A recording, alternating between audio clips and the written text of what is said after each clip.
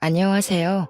처음으로 이곳에 사연을 쓰게 된 금쪽 같은 아들 하나에 옥 같은 딸 하나를 두고 있는 40대 여성입니다.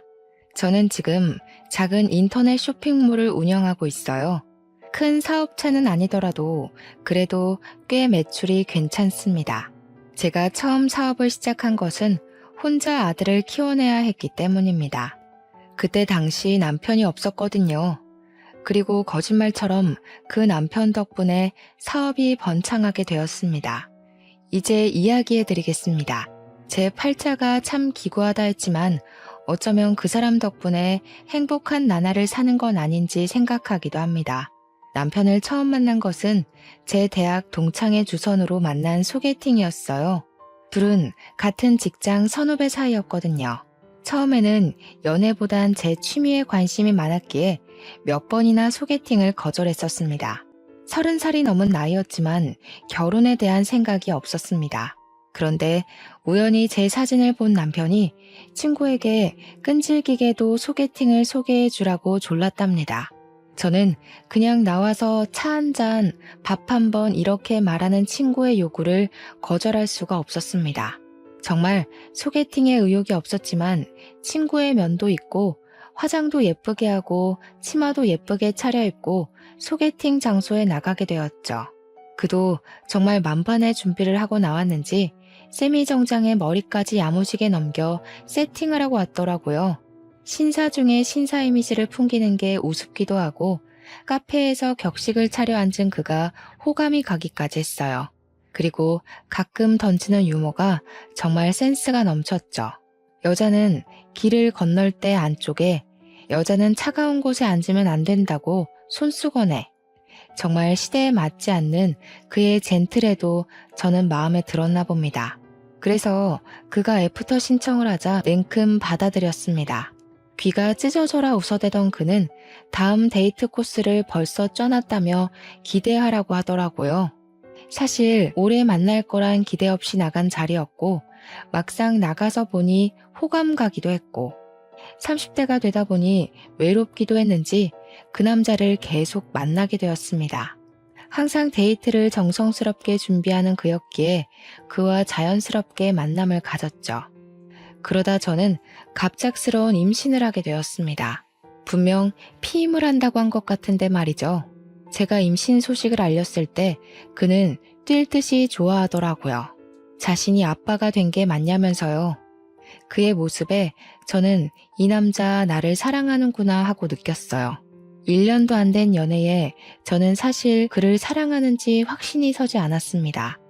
하지만 아이를 위해 그와의 결혼을 선택했습니다. 뱃속에 있는 생명은 제가 책임을 져야 한다고 생각했거든요. 임신이 되면서 급하게 상견례를 하고 식장을 구하고 아파트를 구하느라 하루 종일 파김치가 될 지경이었어요. 그래도 어쩌겠어요. 아이는 생겼고 뱃속의 아이는 자랄 텐데요. 결혼을 서둘러야 했습니다. 너무 서둘러서 그럴까요? 가끔 뱃속의 아이를 원망스러울 때도 있었어요. 달가운 임신이 아니었기에 아이만 안 생겼으면 여유 있게 결혼 준비를 했을 텐데 하고 말입니다. 집을 계약하고 결혼식장에서 미리 예복을 입어볼 때였어요. 아랫배가 묵직하면서 너무 아파지는 거예요. 저는 드레스를 입은 채로 쓰러졌습니다. 급하게 응급실로 실려가고 자궁외 임신으로 긴급 수술을 해야 한다고 하더군요.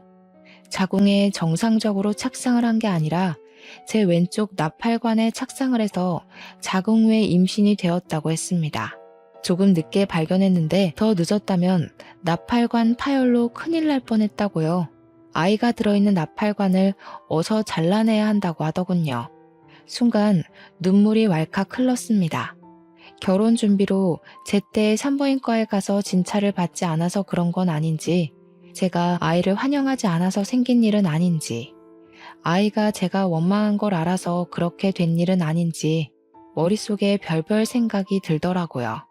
아이는 그렇게 제 한쪽 나팔관과 함께 저와 헤어져야 했습니다. 처음부터 아이를 환영했다면 얼마나 좋았을까 후회하고 또 후회했습니다. 수술을 하고 정신이 드니 남편이 제 손을 꼭 잡고 괜찮다고, 아이야 결혼 후에 또 가지면 된다고 다독이더군요. 하지만 어른들의 생각은 항상 우리의 예상과 비켜가잖아요.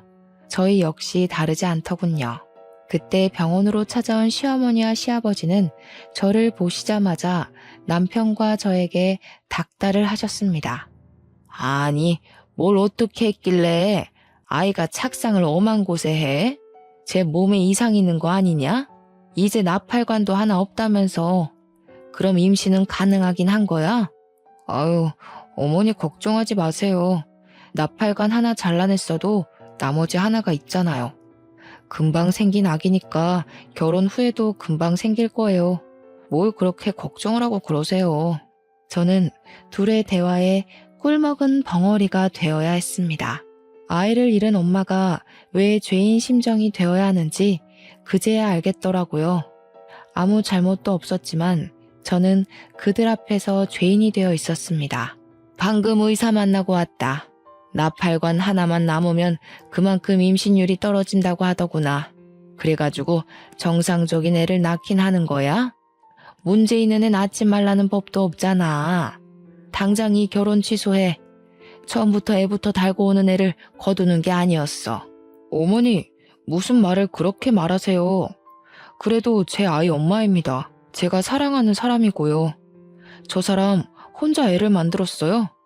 저도 같이 만들었어요. 그만 좀 하세요. 저희 결혼이고 저희가 함께하길 원해서 하는 결혼입니다. 시어머니는 얼굴이 새빨개지셔서 가방으로 남편을 때리셨어요. 내가 이런 놈을 낳고 미역국을 대접으로 먹었네. 이런 등신 같은 놈을 낳아놓고 이제껏 살았어. 지 엄마는 안중에도 없고 지 옆에 내 편만 들어 아주. 시어머니는 화가 머리끝까지 화가 나셔서 시아버지와 함께 병원에서 나가셨습니다. 남편은 제 어깨를 토닥이며 미안하다고 하더군요. 남편은 손이 귀한 집의 5대 독자였습니다. 그래서 아이를 가지면서 시부모님께서 저희 결혼을 흔쾌히 받아들이셨던 것이었습니다. 그런 귀한 집의 손주이니 아쉬워서 저러시나 보다 이해하고 이해하려고 노력했어요. 남편은 병원에 있는 동안 정말 저를 지극정성으로 돌봤어요. 병원에서 출근하고 병원으로 퇴근하고 그 모습이 너무 고마웠어요. 아이를 잃었지만 전 남편을 얻었구나 생각했거든요. 그만큼 남편의 결혼 의지가 대단했고 시부모님의 반대에도 남편의 적극적인 결혼 진행으로 인해 무사히 결혼식을 올리게 되었습니다. 하지만 저의 10월드는 남편이 막아주지 못하더군요. 시어머니의 진노에 당연히 찾아올 거라고 예상은 했지만 시어머니의 임신 요구는 점점 심해지셨습니다. 전화를 하셔서 생리 주기부터 관계 빈도수까지 묻기 시작했습니다. 저는 엄청난 스트레스를 받기 시작했어요. 그리고 결혼 달수가 지날수록 시어머니의 저를 향한 비난이 시작되었습니다. 애초에 몸에 문제가 있는 애를 들이는 거 아니라고 했지? 거 봐라. 결혼한 지 반년이 다 되어가도 애가 생기니? 어디 생길 기미도 안 보이는데. 어머니, 이제 겨우 반년이에요. 이 사람 정말 노력하고 있어요. 아침부터 꼬박꼬박 보약 먹고 출근하고 집에 와서는 임신에 좋다면서 운동도 열심히 한다고요. 이런 바보 같은 게. 그랬다면 진즉 생기고도 남았겠다. 예, 새아가, 네가 말해봐라. 왜 임신 소식이 없는지 네가 이야기해봐. 저는 어깨를 움찔거리며 어머니를 쳐다보다가 고개를 내리깔았습니다. 당장 너 그 일부터 그만두고 병원부터 다녀라. 나이가 30대 중반이면 이제 노산이다. 지금 아니면 임신도 못해. 알겠니? 애를 만들어서 일을 하든 애를 낳아놓고 일을 하든 그때 가서 해라. 알겠냐? 저는 작게 네라고 대답을 할 뿐이었습니다. 35살이 지나면 노산이라는 말은 들어봤습니다. 전 아직 30대 초반이었지만 어머님 말대로 이 시기가 지나면 임신이 어려울 수도 있다는 생각을 하게 되었습니다. 일단 저는 나팔관 하나가 없었으니까요. 그만큼 랜덤으로 임신 확률이 떨어지는 거니까요. 지금 생각하면 애를 못 낳는다고 뭘 그렇게 쥐잡혀 쭈그려져 살았는지 조금 더 당당하면 좋았을 걸 하는 생각이 듭니다. 남편을 소개해준 제 친구에게 이런저런 속풀이를 하며 저를 달래었습니다. 친구는 아직 미혼이었기에 저를 다 이해하지는 못하는 듯 했지만 그래도 위로하고 만나면 밥도 사주며 저를 달래주었어요. 자신도 남편을 소개해준 책임감 같은 게 있다나요? 참 좋은 친구를 두었다 싶었죠. 그렇게 어머님 성화에 못 이겨 저는 결혼한 지 1년 만에 직장을 그만두어야 했습니다. 오랫동안 지냈던 직장을 그만두고 제가 한 일은 임신을 위한 일이었습니다. 친정엄마는 그런 저를 보고 속상해 하시면서도 임신에 좋다는 음식을 꾸준히 해주셨어요. 큰 잉어를 잡아다가 고아 오시기도 하고 흑염소를 잡아다가 한약을 만들어 오시기도 했죠. 왜 그런 말 있잖아요. 딸 가진 죄인. 바로 그게 저희 친정 엄마였어요. 왜 엄마까지 시댁 눈치를 봐야 하는 건지 속이 상해서 몇 번이나 괜찮다고 하지 마시라고 해도 엄마는 제게 그게 쉽냐고 10년을 일한 직장을 그만두면서까지 노력하는데 엄마라도 돕게 해달라고 하셨어요. 정말 그때 엄마가 있다는 사실에 감사했답니다. 불임 전문병원에 다니면서 몇 번이나 인공수정을 시도를 했지만 결국 실패를 하고 시험관을 하자는 선택을 하게 되었습니다. 호르몬 주사를 바늘로 배를 찌르는 건 인공수정과 별반 다름이 없었지만 난자를 채취하는데 정말 힘이 들더군요. 난자를 채취를 하면 저는 어김없이 배에 빵빵하게 복수가 차올랐습니다. 튀어나온 배를 보며 여기에 아기가 있었으면 얼마나 좋을까를 몇 번이나 곱씹어서 생각을 했습니다. 그렇게 연달아 시험관을 5번 실패하고 나니 저는 몸도 마음도 병들어갔어요. 자신감도 사라지고 온통 멍이 든 제 배를 보고 쪼그려 앉아 울기를 반복했습니다. 그때도 저를 위로해주는 사람들은 제 남편과 친구였습니다. 임신 준비로 술을 못 먹는 저를 위해 치킨과 콜라만 먹으며 친구는 저를 토닥였습니다. 야, 너무 기죽지 마라. 조금 쉬면서 하는 건 어때? 내 주위에 보니까 시험관 하다가 몇 달 쉬고 아기 생긴 부부도 많다더라. 몇 달 쉬었다가 몸 좀 추슬러서 해봐. 그러다가 너까지 병날까봐 두렵다. 그러니까 그럴까봐. 배가 성한 곳이 한 군데도 없어. 복수가 계속 차서 이제 하는 것도 두렵고 아프고 무섭고 남들은 순풍순풍 잘만 가지는 아이인데 나는 왜 이렇게 어렵지? 에휴, 자기야, 우리 그냥 애기 낳지 말고 우리 둘이 살자. 난 딱히 아이 바라지도 않아. 그냥 당신만 있으면 돼. 내가 우리 부모님께 잘 말해볼게. 우리 둘이 살면서 여행도 다니고 여유롭게 살면 되잖아. 그렇게 이야기해주는 남편이 너무 고마웠어요. 말만으로도 저는 많은 위로를 받았어요. 하지만 그게 말이 쉽나요? 남편은 단 한 번도 시부모님께 그 말을 꺼내지 못했어요. 5대 독자라는데 어머님이 바로 저희의 이혼 이야기를 꺼낼 것이 뻔했으니까요. 그래서 말뿐인 남편의 위로라도 저는 감사하게 생각했습니다. 어느 순간 남편은 지방으로 출장이 잦아지고 일이 바빠지기 시작하더라고요. 한 달에 1번에서 2번 정도는 꼭 지방으로 출장이나 회사에서 밤을 새우는 남편이 걱정되었습니다. 같은 회사를 다니는 친구에게 물어보니 요즘 회사가 한창 바쁘다고 하더라고요. 저는 그를 위해 몸에 좋다는 음식을 해먹였습니다. 시험관 시술을 잠시 쉰다는 저희의 말에 어머님께서 노발대발 하시기도 하셨기에 그에게라도 잘 챙기는 모습을 보여드려야 안심하겠다 싶었어요. 그날도 갈비찜을 해놓고 그를 기다렸습니다. 남편은 오늘도 늦는다고 연락이 왔더라고요. 먼저 밥을 먹으라고요. 어쩔 수 없이 저는 제가 한 갈비찜을 혼자 먹기로 했습니다. 그런데 그날따라 속이 너무 안 좋은 거예요. 아까 음식을 만들 때만도 그렇게 역하지 않았던 것 같은데 한 입 입에 가져다 대었는데 정말 속에서 구역질이 올라오는 게 변기로 가서 빈속을 개어내었어요. 속도 울렁거리고 메스거리는 게 딱 첫 아이 가졌을 때랑 너무 비슷했습니다. 입덧이요. 저는 바로 방으로 가서 임신 테스트기를 가지고 떨리는 마음으로 테스트를 해보았습니다. 그 순간이 얼마나 조마조마하던지 두 손을 꽉 쥐고 두 줄이 뜨기를 잠시 정말 희미하게 보일랑말랑 두 줄이 보이는 게 아니겠어요? 하늘을 날아갈 것 같았습니다. 그렇게 기다리고 기다렸던 아이였으니까요. 그래도 그날은 아무에게도 말을 못하겠더라고요. 불면 날아갈라, 혹시라도 좋아하다가 아이가 달아날라, 꼭 배를 끌어안고 잠이 들어서야 남편이 들어온 걸 알았습니다. 심장이 콩닥거리고 입으로는 그에게 말을 하고 싶었지만 그날은 꼭 참고 다음날 산부인과로 갔습니다.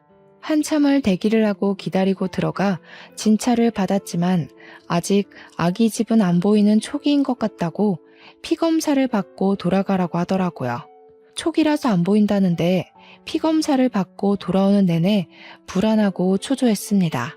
그리고 딱 2시간 후에 산부인과로 임신 4주라는 이야기를 들었습니다. 드디어 기다리고 기다리던 아이가 찾아온 것입니다. 바로 친정엄마에게 전화를 드렸습니다. 엄마는 4주의 입덧이라니 성질머리도 급한 애인가 보다 하시며 웃으셨어요. 그리고 시댁에게는 알리지 못하고 남편을 기다렸습니다. 전화하면 기뻐할 것을 알았지만 또 전처럼 같은 실수가 되풀이되면 어쩌나 하는 불안감이 컸던 것 같아요. 남편은 그날도 밤이 늦어서야 집에 들어오더군요. 저는 남편에게 테스트기와 피검사로 4주차라는 것을 알려주었습니다. 그런데 남편의 표정이 하나도 기쁜 표정이 아닌 겁니다. 딱딱하게 굳어있는 그의 표정에는 미소가 없었습니다. 첫 아이 때와는 너무 다른 그의 표정에 저는 실망을 감출 수가 없었어요. 아이가 생긴 게 기쁘지 않냐고 물었더니 기쁘다. 딱 이 한마디 하는 겁니다. 얼마나 기다리던 아이인데 어떻게 저 한마디로 퉁치려 하는 건지 저는 도저히 이해가 되질 않았습니다. 친구에게 전화를 걸어 그가 변했다. 그 사람 혹시 바람난 거 아니냐부터 해서 온갖 푸념을 했습니다. 다음날 바로 친구가 집으로 찾아왔더라고요. 선배, 진짜 너무한 거 아니에요? 와이프가 아이를 가졌으면 들쳐안고 좋아하지 못할 망정. 좋다는 표현도 제대로 안 했다면서요? 어떻게 그래요? 나도 물론 좋지. 그런데 또 전처럼 그렇게 좋아했다가 그럴까봐 너무 걱정돼서 그렇지. 이번이 마지막인 것 같기도 하고. 마지막이라니? 무슨 말이 그래. 우리 둘째도 낳아야지. 안 그래? 아이 하나만 있으면 외롭대. 하나 더 낳아서 키우자. 그의 입에 어색한 미소가 피어났습니다. 그도 첫 아이를 잃고 저만큼 많이 힘들어했구나 하는 생각이 들었어요. 같은 부모니까요. 그를 꼭 끌어안고 이번엔 괜찮을 거라고 위로를 해주었습니다. 이번에는 절대 아이를 지켜내겠다는 결심으로 절대로 무리한 일을 하지 않았습니다. 그렇게 아이는 제대로 제 자궁에 예쁘게 안착을 잘 해주었습니다. 작게 불러오는 배가 신기해 자꾸 손으로 문질러 보고 아직 듣지 못한다는 걸 알면서 말도 걸어보았습니다. 그렇게 저는 드디어 아이가 안정기에 들어설 때였습니다. 남편이 필리핀으로 출장을 가게 되었습니다. 그의 짐을 하나 챙겨서 캐리어에 넣으면서도 서운한 마음에 입을 삐죽거렸어요. 남편은 며칠 안 걸리는 일이니 일주일 안으로 오니까 걱정하지 말라는 말을 하더군요. 저는 그를 보내기 싫었지만 출장이라니 아무 말도 못하고 그를 보내야 했습니다. 그렇게 그가 떠나고 한 3일이 지났을까요? 필리핀 현지에서 큰 태풍으로 초토화되었다고 방송이 되더라고요. 저는 걱정이 되어서 남편에게 전화를 걸었습니다. 그런데 현지가 태풍 때문인지 전화가 연결이 안 되더라고요. 마음은 초조하고 불안하기만 했습니다. 같은 회사에 다니니 친구에게 전화를 걸어보니 친구도 전화를 받지 않는 겁니다. 저는 신랑이 묵는 호텔에 전화라도 걸자는 심정으로 남편 회사로 전화를 걸었습니다. 그런데 저는 거기서 황당한 이야기를 들었습니다. 남편이 출장이 아니라 휴가를 썼다는 겁니다. 그것도 제 친구랑 둘이서요. 동시에? 같이? 친구는 저에게 휴가를 썼다는 말을 한 적도 없었습니다. 뭐 그럴 수도 있죠. 친구 사이에 휴가를 일일이 썼다고 보고하진 않잖아요? 며칠 전 친구와 전화했을 때만 해도 회사가 바빠서 아무 데도 못 간다. 너희 남편도 출장 때문에 애 많이 먹는다. 이랬거든요. 저는 철석같이 믿을 수밖에요. 다시 남편 회사의 출장 스케줄에 대해 물어보았습니다. 웬걸? 지난 1년 동안 남편에게는 출장이 없었습니다. 저는 감쪽같이 속아왔던 겁니다. 남편과 친구에게. 그리고 감이 왔습니다. 이 두 사람 나에게 숨기는 게 있다는 걸요. 그제야 남편이 왜 아이를 반기지 않았는지, 친구가 빈번하게 저에게 전화를 걸며 어디 있냐고 확인을 했는지 알게 되었습니다. 그럴 거면 처음부터 둘이 사귀지 왜 저를 소개시켜준 걸까요? 하늘이 원망스럽고 믿었던 친구와 남편의 배신으로 세상이 무너져 내렸습니다. 그러던 중 경찰서에서 전화가 와서 남편이 실종되었다고 하더라고요. 시댁이며 친정이며 난리가 난 와중에 남편과 같이 있던 친구가 보름 만에 한국으로 돌아왔습니다. 고개를 숙이고 제 앞에 서 있는 친구에게 저는 뺨을 내리쳤습니다. 사실 그걸로도 모자랐죠. 그 당시 제 심정으로는 몸뚱이라도 내리치고 싶었거든요. 네가 어떻게 나한테 이럴 수가 있어? 내 남편이랑 나를 속이고 그동안 만났던 거야? 도대체 왜? 그럴 거면 차라리 이혼하라고 하지 왜 속였냐고. 처음에는 그냥 실수였어. 선배가 너무 힘들어해서 같이 술을 마시다가 같이 자게 됐는데 끊을 수가 없더라고. 그를 사랑하게 되었으니까. 어? 사랑? 그럼 그때라도 말했어야지. 너희들 사랑의 노름에 나까지 끼워놓지 말고 그냥 순순히 이혼하라고. 내가 그럼 그 사람이랑 계속 살았겠어? 아이까지 가졌는데. 그럼 이제 어쩔 셈이었는데? 유부남의 애아빠에 너는 나한테 미안하지도 않니? 그게 왜 내 아들 탓이냐? 네가 빨리빨리 애를 가졌으면 우리 아들이 그렇게 힘들어했겠니? 이야기 들어보니 그동안 얼마나 마음고생이 심했으면 남편이 밖으로 돌아. 어머니, 무슨 말씀을 그렇게 하세요? 남편이 바람난 게 저 때문이란 말 너무 하시네요? 이제 아이도 가졌는데 앞으로 어떻게 하라고 그런 말을 하는 거예요? 그러니 있을 때 잘하라는 말이 왜 있는데 그렇게 떽떽거리니 우리 아들이 밖으로 놔두는 것도 무리가 아니다. 그깟 애 하나 가졌다고 유세 부리냐?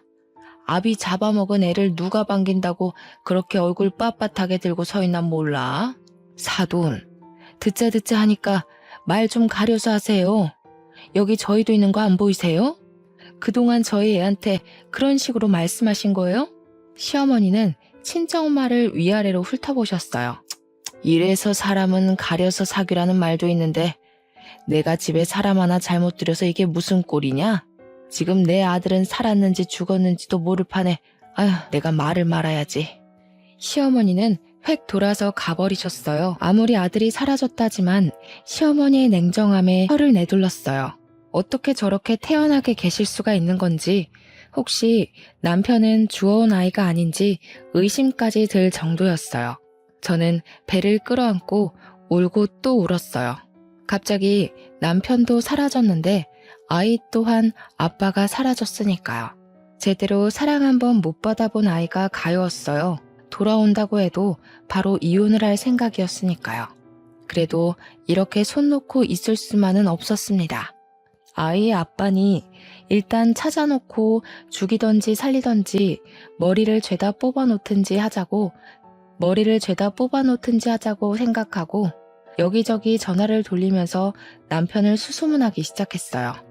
도움이 될까 싶어 교포 사이트에 들어가서 태풍 현지 소식도 보기도 했는데 워낙 큰 관광지라서 누가 사라져도 모를 정도더군요. 도저히 한국에서는 찾을 방법이 없을 것 같아 제가 직접 필리핀으로 가봐야겠다고 생각했습니다. 친정에서는 홀몸으로 어디 가냐고 저를 말리시더라고요. 이제 겨우 안정기를 지났는데 위험하다고요. 저 대신 친정아버지가 필리핀에 가서 알아보신다고 필리핀으로 이사 가시고 저는 집에서 엄마와 함께 지내게 되었습니다. 그런데 황당한 건 시부모님은 남편을 찾을 생각조차 안 하는 겁니다. 손 놓고 아무것도 안 하시고 궁금해하지도 않는 겁니다. 5대 독자가 귀환해 남의 집 대를 끊어놓네 마네하며 구박하실 때는 언제고 막상 아들이 실종됐는데 찾지를 않는다는 게 이해도 안 됐지만 남은 정마저 끊어놓은 사건이 일어나게 되었어요. 친정엄마와 있는 저희 집으로 시부모님께서 찾아오셔서 남편 사망보험금 수익자를 바꿔놓으라는 겁니다. 너희 남편 사망보험금 알지? 왜 결혼할 때 너희들 보험 들었잖아. 그거 수익자 이전 좀 하자. 우리 앞으로 돌려놓으렴. 네? 지금 무슨 말씀이세요? 그거 실비랑 사망보험금 얼마 나오지도 않았어요. 그런데 갑자기 수익자는 왜 바꾸자는 거예요? 왜 너희 다른 보험도 따로 들어놓은 것도 있잖아. 그것은 왜 빼냐? 그것도 있잖아. 전 말이 꽉 막혔어요. 생각하고 있지도 않은 보험까지 들먹거리며 저를 압박하는 게 이상했어요. 일단 당사자는 살았는지 죽었는지 모르는 상태인데 말이죠. 어머니, 지금 무슨 말씀하시는지 모르겠어요. 지금 그 사람이 죽었다고 생각하시는 거예요? 아직 그 사람 머리카락 한 올이라도 나왔어요. 그런데 왜 그 사람 죽은 사람 취급하세요? 너무하다고 생각하지 않으세요? 아무리 아들한테 정이 없어도 찾는 신용이라도 하시고 보험을 이야기하세요. 그리고 보험금 나와도 우리 아이 거예요. 그러니까 다시는 보험금 이야기도 꺼내지 마세요. 아이고, 저 도끼 눈 뜬 것 좀 봐라. 내 아들 죽여놓고 나도 죽일 셈인가 보네. 내가 내 돈으로 일평생 키워놓은 자식 죽은 돈 좀 받겠다는데 그게 이렇게 취급받을 일이냐? 아무리 배운 것이 없다지만 내가 아들 키워놓고 이런 취급받으려고. 아이고, 죽은 놈만 불쌍하지. 저는 시부모님의 등을 떠밀다시피 하면서 현관문 밖으로 밀어넣었습니다. 아무리 아들이 죽으면 남이라지만 어떻게 이럴 수가 있을까요? 몇 달 동안 남편은 소식도 없는데 부모들은 아들 사망보험금에만 관심을 가지다니요. 배는 점점 불러오고 산달이 되자 친정아버지가 이제는 남편의 장례를 치르자고 하더라고요. 아이가 태어나기 전에 하자고, 태어난 후에는 아이한테 안 좋을 수도 있으니 그 전에 하자고 하셨어요. 실종 상태라서 사망신고는 안 되어도 장례를 치를 수 있다면서요. 그만 보내주자는 말에 울고 또 울었습니다. 그렇게 저희는 시체 없는 장례를 치르고 빈 유골함을 납골 땅에 봉헌했습니다. 그런데 그날에도 시댁에서는 코빼기도 안 비치더라고요. 아들은 안중에도 없고 보험금만 이야기만 하시는 게 원망스럽기까지 했어요. 장례를 치르고 나니 이제 정말 그 사람은 저의 마음속에서도 죽은 사람이 되었습니다. 그래서 보험도 정할 겸 보험사에 문의를 했습니다. 보험사에서는 실종 5년이 되면 받을 수 있다고 말하더군요. 저는 수해 피해자들은 특별 실종으로 간주되지 않느냐고 물었습니다. 그럼 1년이 지나면 사망으로 인정해준다고 들었거든요. 일단 남편은 태풍으로 실종된 상태였으니까요. 실종 당시 비슷한 사람이 발견되어서 실종 5년이 있어야 한다는 겁니다. 비슷한 사람? 이라는 말에 저는 아직 남편이 못 돌아오고 있는 것은 아닌지 의심이 들었습니다. 현지에서 발이 묶여 있을지도 모른다는 생각이 들었거든요. 하지만 적극적으로 찾는 것을 그만두었습니다. 시댁이나 남편이나 이제 돌아와도 정남이가 뚝뚝 떨어져 신경 쓰고 싶지 않았거든요. 차라리 죽으면 돈이라도 받지 하는 생각이 들었습니다. 바람 피우다가 돌아온 남편 뭐가 좋다고 반기겠어요. 저는 아이를 혼자 낳아 기르게 되었습니다. 예쁜 아들을 낳은 것까지는 좋았는데 육아라는 게 보통 일이 아니었어요. 결국 저는 집을 내놓고 친정으로 들어가서 살게 되었어요. 일을 하면서 아이를 돌볼 수가 없었거든요. 그러면서 아이를 돌보면서 할 수 있는 일을 찾아보게 되었습니다. 인스타에서 아이들의 용품을 올리면서 파는 지인을 보게 되어 저도 같은 일을 하게 되었습니다. 그런데 벌이가 변변치가 않더군요. 아이는 자라고 돈 들어갈 때는 많아지는데 어떻게 할 수가 없으니 저는 자연스럽게 친정의 애를 맡기면서 다른 일을 병행했습니다. 낮에는 인스타 상품을 올리고 포장하고 배송하고 저녁에는 갈빗집에 불판을 닦는 일을 했어요. 그런데 그곳에서 열심히 불판을 닦는데 누가 저를 알아보더라고요. 얼굴을 들어보니까 제가 아이들 운동화를 떼어다 파는 도매집 사장님이셨어요. 그는 왜 여기서 일을 하냐고 묻더라고요. 그는 워낙 서글서글한 사람이라서 그간 사정을 말을 했습니다. 그 뒤로 제가 짠해 보였는지 도배의 집을 들릴 때마다 아들 주라고 과자나 장난감을 쥐어주는 거예요. 아들이라도 데리고 가는 날이면 아들이 예뻐 죽겠다고 난리가 났습니다. 참 애들을 좋아하는 사람이라고 생각했는데 그가 저에게 데이트 신청을 하더라고요. 관심이 있다면서요. 하지만 전 그의 말을 거절했어요. 어쩌면 정말 남편이 살아있다면 이건 불륜이었고 그때 저는 연애할 틈이 나질 않았거든요. 그래도 그는 저를 찾아오며 가며 저와 아들을 알뜰살뜰 보살피더라고요. 기다린다면서 남편이 돌아와도 이혼이라는 걸 그는 알았으니까요. 참 듬직한 남자였어요. 그렇게 남편이 실종되고 5년이라는 시간이 후딱 흘러가더라고요. 저는 생각도 못하고 있었는데 경찰에서 전화가 왔어요. 사건 종결할 테니 남편 사망 처리하라고 하더군요. 귀찮은 말투에 해외 사건이니 이런 건 찾기 불가능이라고 툭 던지는 말투에 깊은 숨을 내쉬었습니다. 살아있으면 진작 왔을 시간이니 그의 사망 신고를 하고 저는 보험금이라도 위자료로 받아야겠다 생각했습니다. 그렇게 보험사로 가서 보험 문의를 하니 보험금이 제가 예상한 2억 5천이 아닌 7억이었습니다. 뭐가 이렇게 많나 봤더니 남편이 다른 보험 하나를 따로 들어놓고 불륜 여행 주제에 여행 보험까지 들어놓고 갔더군요.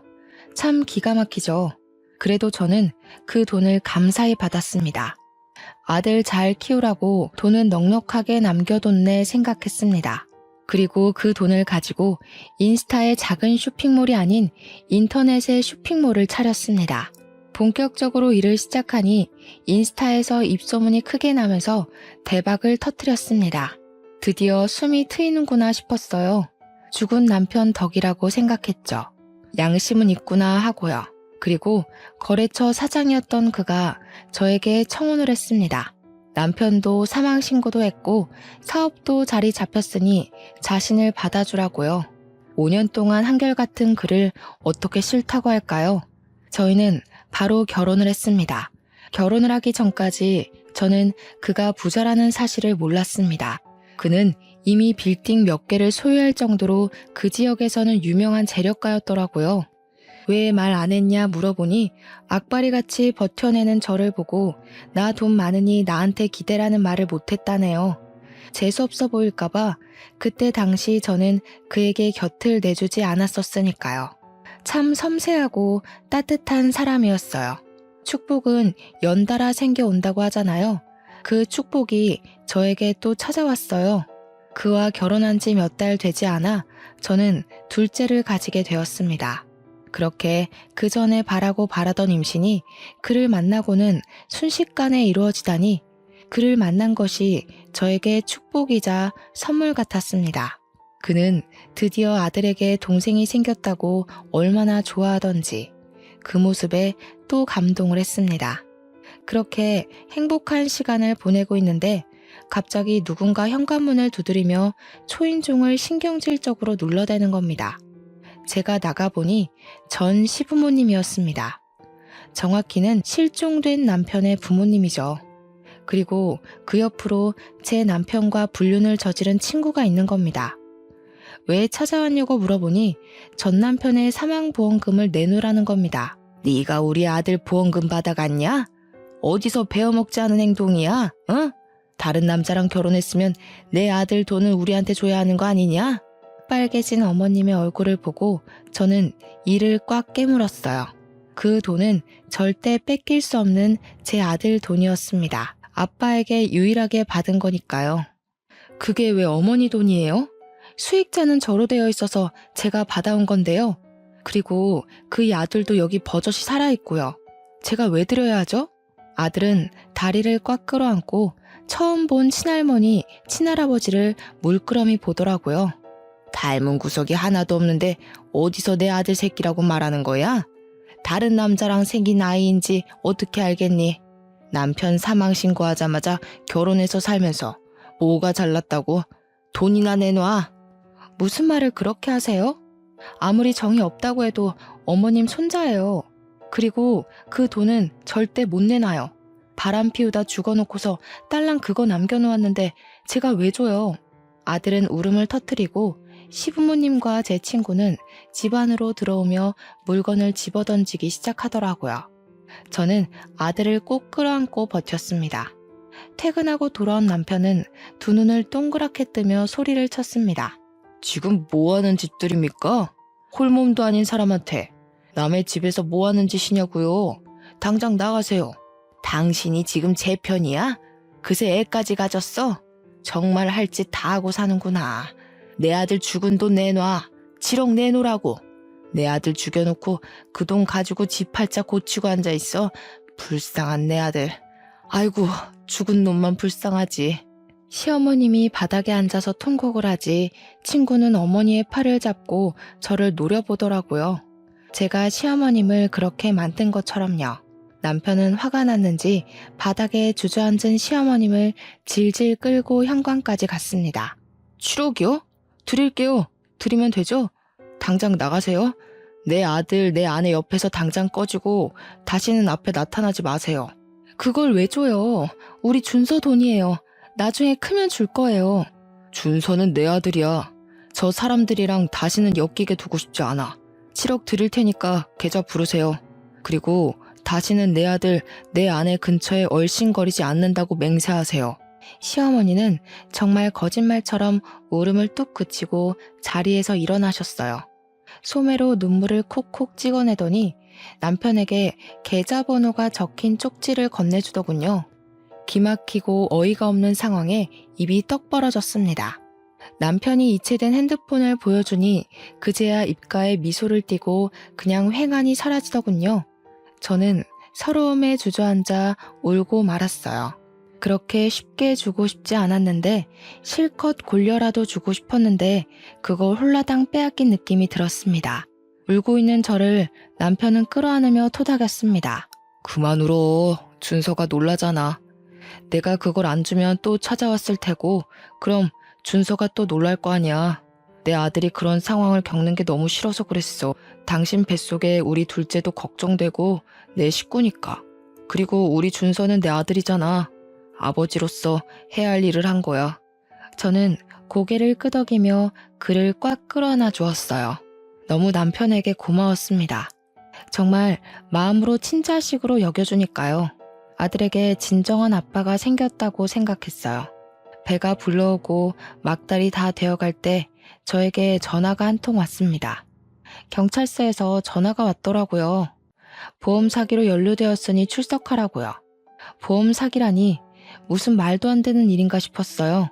그가 사망해서 정당하게 보험금을 받았을 뿐인데 갑자기 겁이 덜컥 나더라고요. 보험금 받은 것도 다 뺏겼는데 사기라니 남편은 혼자서는 못 보내겠다고 같이 가겠다고 하더군요. 그렇게 배불뚝이 상태로 뒤뚱거리며 경찰서로 갔습니다. 경찰서에 가서 보니 전 남편과 시부모님, 제 친구가 나란히 앉아있는 겁니다. 전 남편의 몰골은 가관이 아니었습니다. 덥수룩한 수염에 머리도 산발이 되어서 저를 힐끔거리더니 고개를 다시 숙였습니다. 살아있었더라고요. 그것도 사지 멀쩡히. 기가 막히는 현실에 웃음도 제대로 나오지 않았습니다.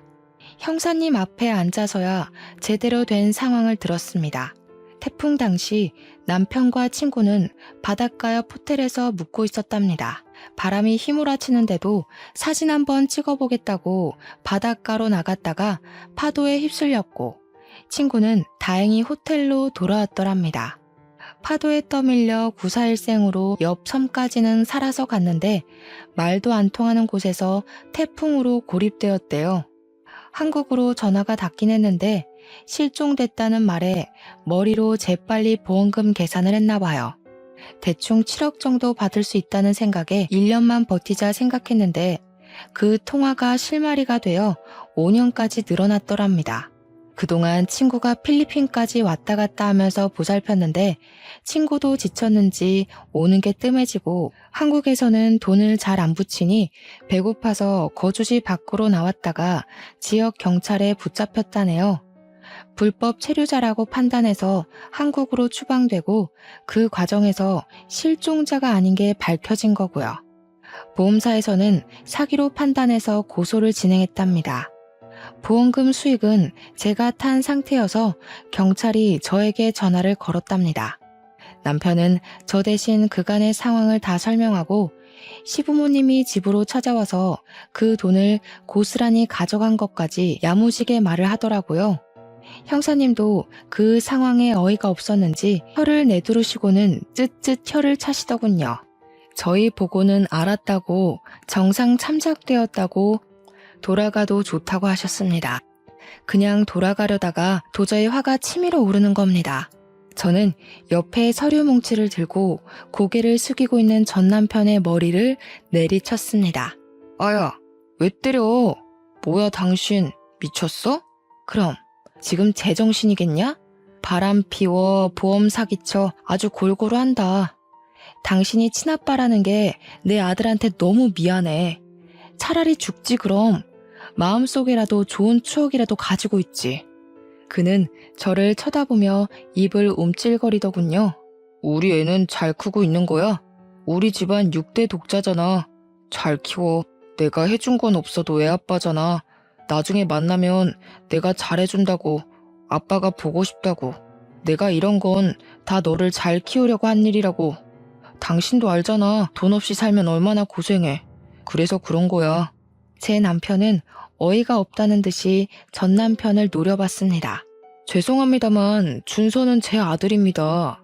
아버지 노릇 제대로 하지도 못하고 아들 키우려고 아등바등 사는 여자한테 남은 돈마저 빼앗아 가놓고 그게 할 말입니까? 같은 남자로서 이 사람에게 부끄러워서 제가 얼굴을 다 못 들겠더군요. 준서는 법적으로 마음으로도 저를 아빠라고 생각하고 있습니다. 그동안 그렇게 키웠고요. 다신 그 입에서 그런 이야기 안 했으면 좋겠네요. 가자 여보. 저는 그대로 돌아서려다가 다시 서류 뭉치로 남편의 머리를 내리치고서 경찰서 밖으로 나왔습니다. 나중에 지인에게 들은 말로는 남편에게 받아간 7억은 그대로 토해내고 보험 사기로 구치소에 들어갔다고 하네요. 정말 그 말을 듣는데 그동안의 채증이 뻥 뚫리는 것 같았습니다. 그때는 너무 힘들고 지옥 같았지만 이렇게 글로 옮겨졌고 보니 지난 일이 이제는 웃으면서 말할 수 있는 시간이 흐른 것 같네요. 길지 않은 시간이었지만 저에게 상처만 준 결혼 생활에서 저는 금쪽 같은 아들을 얻어왔고 어쩌면 그 덕분에 지금의 제가 있다는 생각도 해봐요. 아등바등 쩔쩔매며 살지 않아도 괜찮습니다. 조금은 내 주장을 펼치며 살아도 괜찮습니다.